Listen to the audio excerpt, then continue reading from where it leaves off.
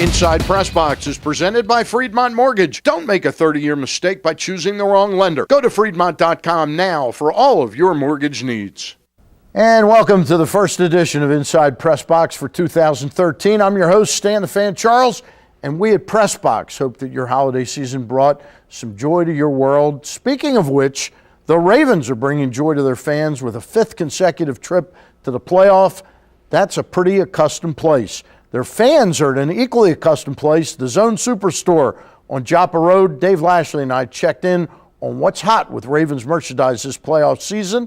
The college football season has come and for the most part gone, but we'll have a visit from the football player who broke the race barrier in the ACC when at the University of Maryland in 1963, he became the first African-American player to play football in the Deep South. He'll be here to shed some light on how he is breaking new ground again. New nonprofit he has started, Kids Play USA. He is Darrell Hill. But first, a man who has served his country proudly while a member of the U.S. Armed Forces in the Army. Now he serves up some terrific sports talk at 105.7 The Fan. Here to talk about the Ravens in the playoffs is Mark Zinno. And Mark, we appreciate your stopping by, and we wish you a Happy New Year. Same to you, and thank you very much for having me. It's my pleasure. I understand you're going to be entertaining fans at a new time slot. That's correct. Moving it to evenings, or late evenings, I should say, between 9 and midnight, so I'll be on The Fan. That's where you'll find me every day. That's where the real fans are. The diehards. That's where the diehards are, the lonely people. And all people working third shift. All right. Hey, tell us, you've been around a while, young guy, but you've been around the world a lot, and you've been around sports talk a lot. 5 straight years in the playoffs, pretty impressive, and that it's the first, all under John Harbaugh for the Ravens. It's impressive for several reasons. One, in a salary cap era, it's really hard to keep good players, and the Ravens have constantly churned out good players. So to keep playing at a high level without those players or not being able to retain them is tough. And in a free agency era where guys are free to come and go as they please, finding the right free agents, letting the certain ones go is also a challenge. But in today's NFL, where parity is king, and it's what they hope for every Sunday, the NFL executives do, the fact that you're able to rise above that on this consistent of a basis is one of the more impressive things that not a lot of the big football pundits will talk about. This year especially, it seemed like John Harbaugh had to get his team to rise above a lot of things. A lot more injuries, a lot more deficient play. Where do you rate this season in the job that Harbaugh's done? Well, I think he's done a masterful job overall, but really coaches who are worth their salt find out when the going gets tough. It's easy to go 14-2 and look like a genius coach, but when you go 10-6, when 9 of your defensive starters have missed time this year, and some of them for the entire season, when your offense has been inconsistent, you fired a coordinator mid-season, all those things speak to the fact that John Harbaugh still is a pretty darn good football coach and comes from a great football family pedigree, so he certainly has the background for it, but I think that speaks to the level of job that he's done this year. He probably won't get the accolades or the credit, but I think the people who are close enough to the situation and watch John do what he does know how important it is.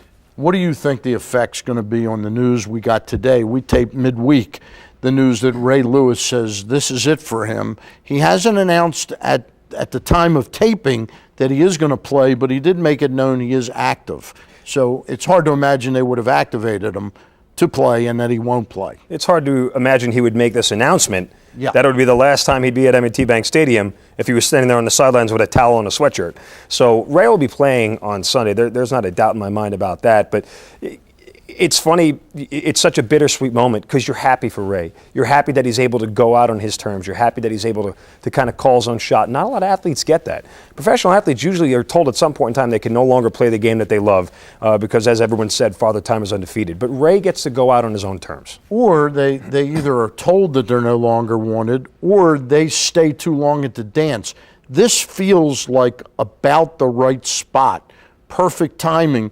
And I give Ray a little extra kudo because I think he's doing it to motivate this team that he wants to lead to the Super Bowl again. Well, I would say it's more about the fans than it is about motivation for the team. Look, these are all professional athletes. If you need to get motivation for a playoff game in your particular sport, you probably aren't going to be very good at the sport that you're playing. They don't need extra motivation for this game. Of course they want to win more for Ray. Of course they want to send him out on a high note. Everybody wants to go out a winner. But the motivation for winning on Sunday isn't about Ray Lewis. It's about going on into the playoffs. But for most of this team, the Ravens, for the 12, 13 last years, they've done it by defense.